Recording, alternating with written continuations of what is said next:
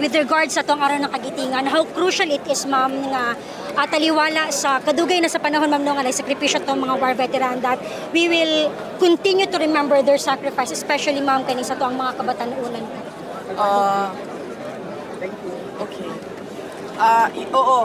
Napakahalaga ng ating commemoration ng Araw ng Kagitingan ngayong araw na ito dahil kailangan natin maalala at kailangan malaman ng ating mga anak yung sakripisyo ng sundalo para tayo ay mamuhay ng mapayapa dito sa ating bansa. Pero sabi ko nga kanina doon sa aking speech, sadly, the state of the nation has failed the Filipino soldier. Kung nakikita niyo, there is an absence of an independent foreign policy framework para sa ating bayan. Hindi mo na alam kung kaninong interest ba talaga ang pinoprotektahan ng ating mga kasundaluhan. Pangalawa, yung dahan-dahan na pagbalik ng insurhensiya. No, nakikita natin na merong mga iba't ibang skirmishes sa mga lugar at nakikita natin doon ang recruitment ng ating kabataan dito sa grupong NPA. At pangatlo ay yung faltering ng Bangsamoro peace process. Nakikita din natin dito na na-agitate na yung grupo ng MILF dahil hindi na nasusunod kung ano man yung napag-usapan at nakikita nila mabagal yung pagbabago doon sa kanilang lugar. Thank you, ma'am. We have Sir Argil from GMA. Sir Argil? Ma'am, napapatuloy po na crisis ngayon, lalo na sa enerhiya at sa langis, ma'am. Hindi po yung dapat hakbang na gagawin pa ng pamahalaan upang maibsan yung nararamdaman na kahirapan ng ating mga kababayan.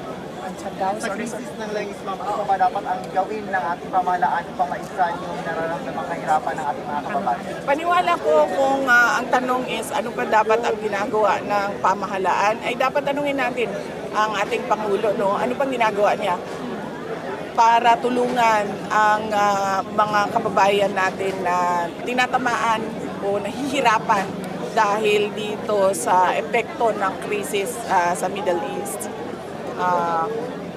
Thank you. Last question. VP, sa latest WR numero survey, you are leading for the Presidential Days 2028. Any comment? Alam niyo, sa totoo lang, sinabi ko na dati, no, ako mismo hindi ako nagpapasurvey. Dahil unang-una mahal yung pagpapasurvey. At pangalawa, itong mga survey na ito, hindi natin alam kung totoo ba talaga yung kanyang data, kung ano yung nakikita dyan sa iba't ibang komunidad natin sa buong bansa.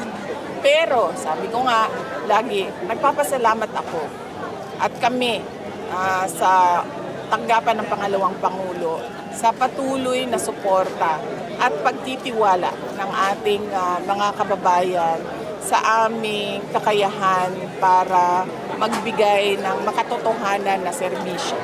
Libreng sakay daw po, ma'am, magpapatuloy pa po ba daw amidst the oil crisis na ito ang nasinati karon, ma'am?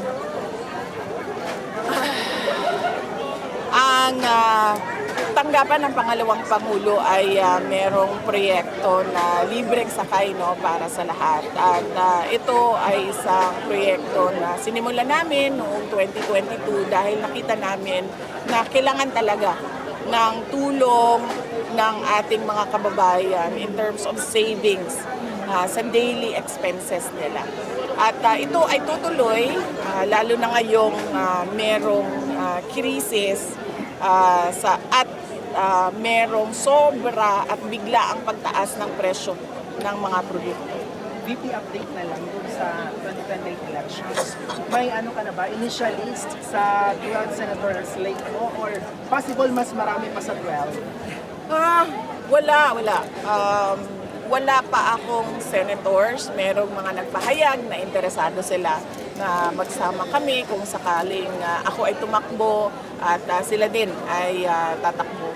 Pero kung sasabihin mo na meron na talagang listahan at meron na talagang usapan, walang ganoon para sa senators list sa elections sa 2020. Vivi, can you name them mo? Yung nag-present na? Hindi ko sila papangalanan kasi unang-una, matindi at mainit ang politika ngayon. No? Lahat ng lumalapit, nakadikit, kaibigan ko ay hinaharas, hinatreten, pinafailan ng kaso, inaatake. So hindi ko sila papangalanan. Unang-una dahil dyan. Pangalawa, dahil kaming lahat ay presumptive candidates pa lang. Dahil wala pa namang filing ng candidacy. So hindi natin alam kung matutuloy ba talaga yung pagtakbo nila or hindi. Antayin natin sa darating na, at malapit na yon, darating ng period of filing ng candidacy sa susunod na. Sa susunod na taon. Last na lang, VP, kailan ang right time na i-declare mo yung Vice President mo? Running mate mo, right time, kailan?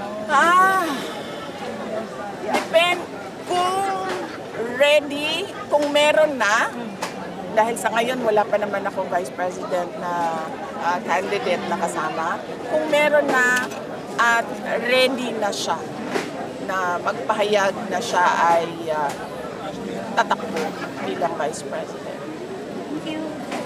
VP, sa tingin mo po, papababa pa ang presyo ng petrolyo? Mapapababa siya kung magagawa nila ng paraan yung problema sa supply doon sa Middle East. Or mapapababa siya kung merong ibang supply na hindi dumadaan sa Middle East na papasok sa ating bayan. So hanggang merong bangayan sa Middle East, patuloy ang pagtaas ng presyo ng crudo. VP, may kumakalat ngayon with regards sa health ni PDDM na medyo, malubha.